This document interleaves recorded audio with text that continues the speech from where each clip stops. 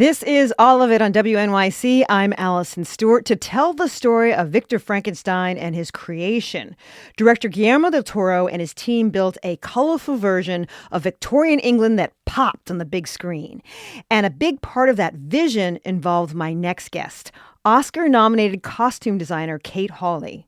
From electric blue feathered headpieces to blood red gloves to ice-encrusted uniforms by soldiers, Kate's costumes are bold.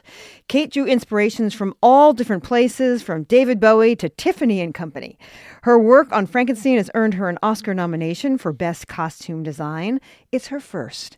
She joins me now to discuss it as part of our ongoing series, The Big Picture, celebrating Oscar nominees who work behind the scenes. Kate Hawley, welcome to All of It. Thank you, Alison. What a treat. So you've worked with Guillermo, you've worked with the director before. I had. I think it's like 3.5 times. Am I allowed a half? You're allowed a half. What did you learn from those experiences working with him that helped you on this project? I think I'm always surprised in the process. You know, he always throws a curveball somewhere in there. But I think when we met, for the very first time we met, it was a shared love and language of books. I think he looked at my bookshelf, and that was the deciding factor as to whether we could work together. I mean, it was a kind of obscenely grotesque bookshelf. I had Goya and other painters like that, but we had a common language, and I think that's and a foundation of art history in that. And he's an incredible man of literature, of art, of music. So, you know, it's not hard to sort of develop that language when you have someone who's so visual. It's so interesting. What was on that bookshelf? I had Joel Peter Whitcomb. I mean, you know, you go through your student days and you go as grotesque as you can, and then you sort of become sort of more grown up and middle aged, and you want carpet, and the books change a little bit. But lots of art books, lots of all kind. I'm interested in books of all kinds. I think books are something to cherish, so I'm a big collector of them. So you get a project like this, and they're known for their amazing costumes. Guillermo's projects have makeup and production design. But you said in an interview, and I thought this was so interesting, that you usually start with one moment. When something is so extreme, you've got so much to do, you start with one moment. What was your moment on Frankenstein? I think first of all, after reading the script, it was the moment of we first discussed the moment being Victor on stage in the medical lecture theatre. Oh. And then there were a couple of other moments. Sometimes they're not big moments. Sometimes it's just a small moment, but you have a clear moment of what the vision and language is, you know, that the texture of it, the feel of it. So I work across things, and I think The Bride was another one, you know, and then gradually you sort of, as you put pins on the wall, you know, you start to build the framework and the language from there. So lots of moments within drawing as well, lots of sketches to find it. What role does Guillermo want the costumes to play in his films? He always describes, he goes, Kate, you have to, you reflect the set. You reflect the architecture, the environment. And I think the important thing when you're working with Guillermo is for everybody to know that he regards all of us as one department. So that includes, under that umbrella, production designer, cinematography, in this case, Dan Lauston, production designer, Tamara Deverell. We're all... and Mike Hill, the creator of the creature. So we're all really one department. So when he asks me to reflect the environment in that, I'm looking at how that relates to in color, texture, mood. Does the character sit within it or out of that world? You know, there's lots of language that we use in composition and form that I use, and there's repetition of imagery. There's all sorts of things that are sort of layered both through color, both through texture, both through form and imagery. You know, the imagery within the script, which is the Bible for me, that's where I come back to, had images of religion and mythology and nature. So all of that gets tied up in what does this character wear. You know? That's interesting, though. It sounds like a collaboration is involved. It's always a collaboration. I think many years ago I studied at Motley Theatre Design course in London, and I was always taught that, you know, the sets aren't complete until the characters is standing within them. And it's the same with when I build a character until hair and makeup have contributed there. And of course, most importantly, the actor, you know, you have to, it is in collaboration. What each department does is emphasizing or echoing what every other person does. And really I liken us to, parts of an orchestra that Guillermo's conducting. And, so we sort of, come and go in terms of focus with that. And you can't, all our work is elevated by each other's work, because we share the language, because we understand what Guillermo's trying to do for his overall vision. It makes everything stronger. You can't be an island in this world. Hope not. We're discussing the costumes of Frankenstein with costume designer Kate Hawley. Her work has earned her an Oscar nomination for Best Costume Design. We're speaking to her as part of her ongoing Oscar series, The Big Picture. When you sat down to think about the designs, were you committed to historical accuracy, or did you know you wanted to change things up a little bit? Guillermo, definitely. When we started talking, he said, Kate, let's push things. He wanted a very operatic feel, the sort of melodrama. We talked about the dream of it, the melancholy in tone. All of those things are more poetic, demands a more poetic language and a more heightened language. So I always use, by the nature of him putting in the Crimean War as the backdrop meant that I still had to use a sense of historical silhouette and, a level of, some level of realism there, but everything was pushed within that. And some moments were pushed more and some less. As he'd always go, Kate, too much, he's not backward and coming forward. But that's what's wonderful about having a relationship that you've, when we've worked together before, ego stands at the door very firmly. And, it's about getting to the best idea and the best thing for the production. Oh, that's interesting. You can go too far with Guillermo del Toro? Yeah, I can. I did once. Do you mind telling us what it is? Innumerable times, I would say, but also what is, this is such a personal story. He's lived with this for so long, so he's got the bigger picture as director, as an artist himself. He's got the overall picture. Right. So I'm always discussing things in relation to costume and possibly to set, because Tamara and I are always in those conversations. But, the way I can describe it is then when you see him edit, and he would share with us the edit of the day, or he was cutting it in front of us sometimes on set and invite us to that. And then you go, I was asked to do this thing. And then I never understood why at the time. I mean, you don't always question him. And then the next minute you see the cut and you go, that's why it was happening, because It was answering to another thing. So, there's a kind of benevolent hierarchy here, but it works. He's the visionary behind it, and he's got all these complex things he's weaving in that isn't just my department. Let's talk about the creature costume. The first time we see the creature, Frankenstein, he's walking across the frozen tundra in this gigantic fur coat. It makes sort of a dramatic silhouette for the creature. He's a gigantic man.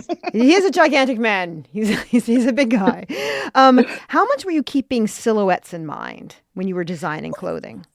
You know what? That's where I start very at the beginning, because sometimes in terms of process, you can lock yourself in by doing a finished illustration, and that's not what the process is. It's a tool.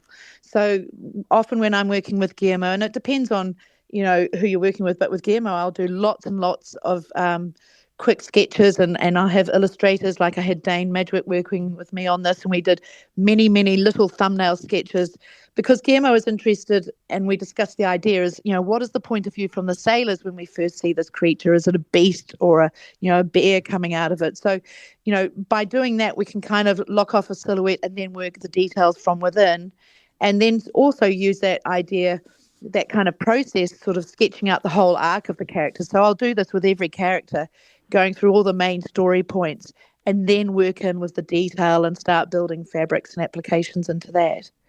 Let's talk about Elizabeth, the woman Victor is in love with, who takes a real interest in the creature. Elizabeth doesn't seem to be like other women. She loves bugs. She likes science. She's not at all afraid of the creature.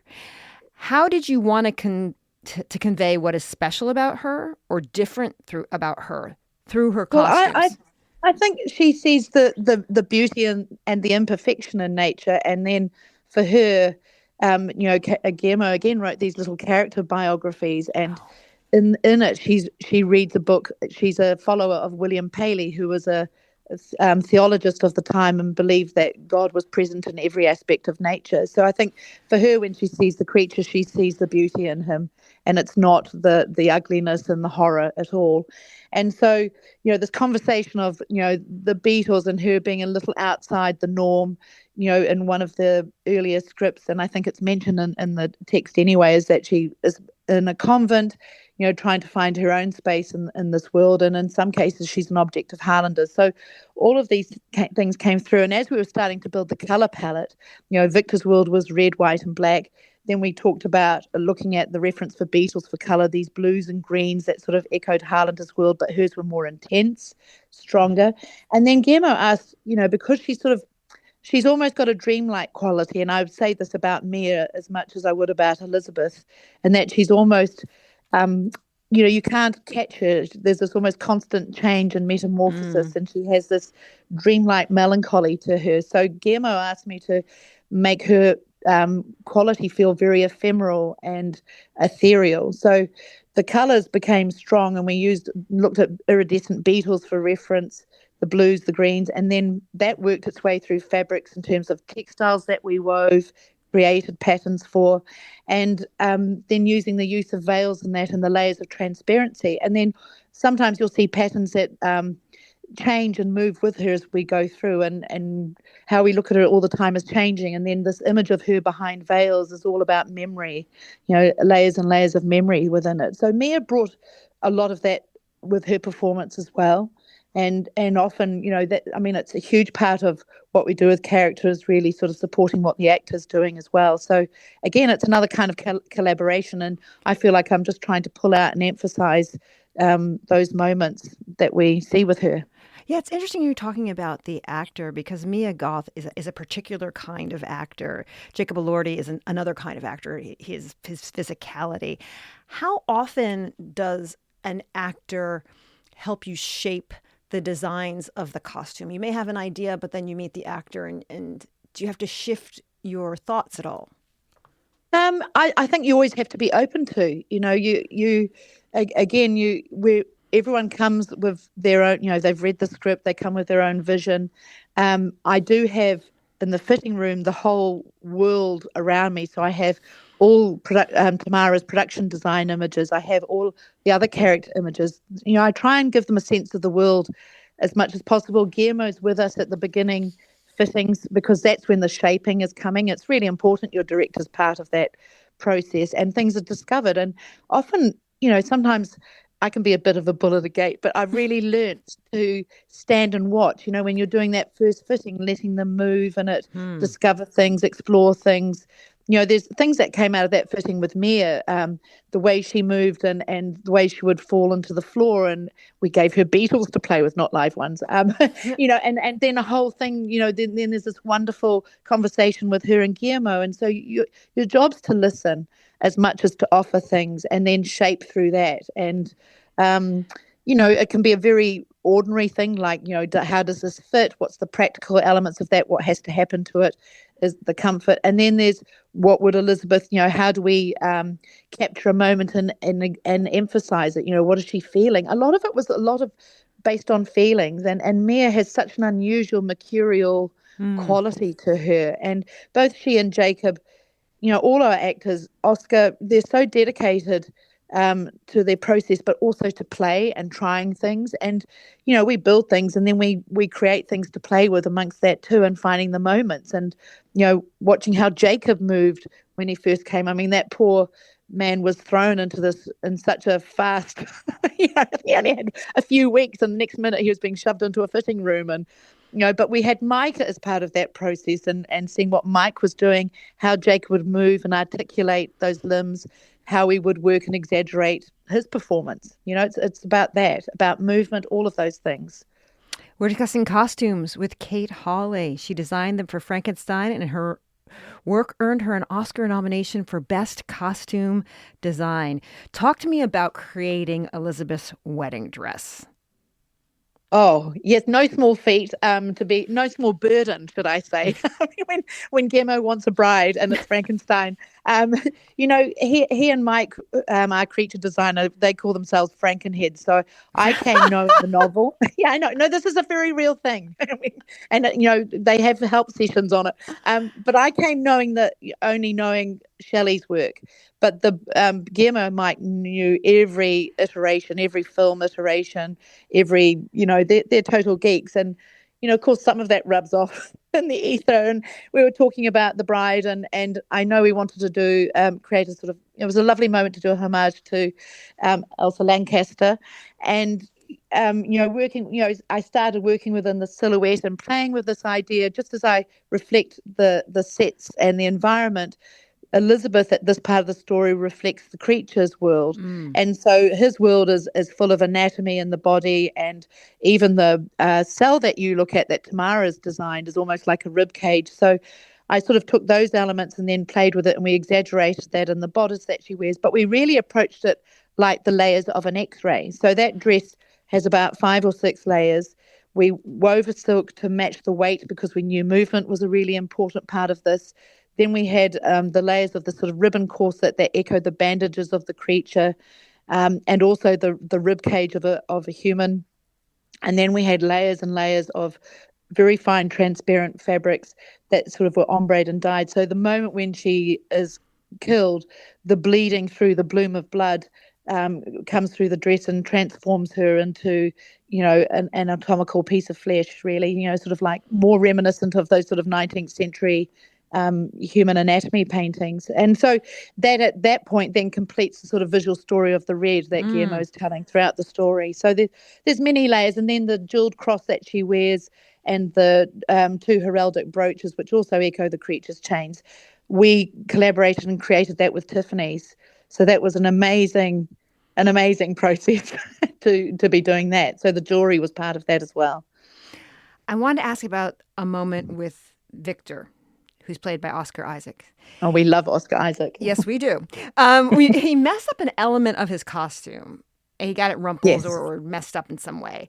And you decided to just leave it and not adjust it. Yeah. Why did you do that? Well, it supported his performance as Victor. He was being Victor, and Victor, in a way of being a passionate artist and all about the work, he has beautiful clothes but wears them in a really irreverent way. Guillermo wanted him to strut around like a bit of a rock star. That medical lecture theatre where we first see Victor, that's his stage. Mm-hmm. And Oscar walked on in a sort of with his hands outright and a posture that kind of reminded you of Bowie or Prince, and his physicality was always playing to the audience. And so the clothes move and get pulled out, and we actually resisted there's always a temptation in the middle of continuity to go up and tidy everything up, but this was such a big part of Victor's physicality, and it was fine to be rumpled and not perfect. He wears his clothes irreverently, and it's part of, he doesn't care. He's about passionately trying to sell his idea and tell his story. And Oscar was so fantastic like that to work with, constantly, in fittings, playing with these things, and how can we emphasize that? How can we exaggerate this? Could this be a good moment to wear that? It's a constant play. The play never stops, and I love that when you have your actors doing that. We talked to another costume designer who worked on Nightmare Alley with Guillermo del Toro. Oh, Louis. Yes, Louis Sequeira. And he yes, said, very brilliant. And he told me that little details like a button might seem small, but when it's blown up on the big screen, it becomes much Huge. more visible. Yes. What's an example for you in this film? Well, I think the whole film really, and Tamara will speak to this, is that we're dealing with the macro and the micro. So maybe it's Harlander's shoes, the heels of Harlander's shoes, or the detail in a glove, the little Medusa that the Leopold, Victor's father's wearing, the stitching on the back of the dresses that echo the spine of the creature. All of that language is just there as our layers. We just build layers all the time. So sometimes the layers are small and sometimes they're bigger. So and sometimes it's just the way we're dealing with the textile effect. It's all part of that storytelling. We made buttons for the creature's coat based off the Crimean War. We've got all these buttons. So because we made many Crimean War coats for the battle scene and things. So, or the battleground. So, it's part of giving the reality to the character, I mean, we're walking onto sets where they're 360 and the world is complete. And why would we not do the same for the clothes and to support our actors in the world that they're in? You do feel and notice things. If you didn't think about it, it would stand out like a sore thumb, I think. I have been speaking with Kate Hawley. She's a costume designer. Her work earned her an Oscar nomination for Best Costume Design, her first ever. It's part of our ongoing series, The Big Picture. Kate, congratulations to you. Thank you so much. I think we're very thrilled, and my crew are being celebrated, and it's a wonderful moment to enjoy. Thank you.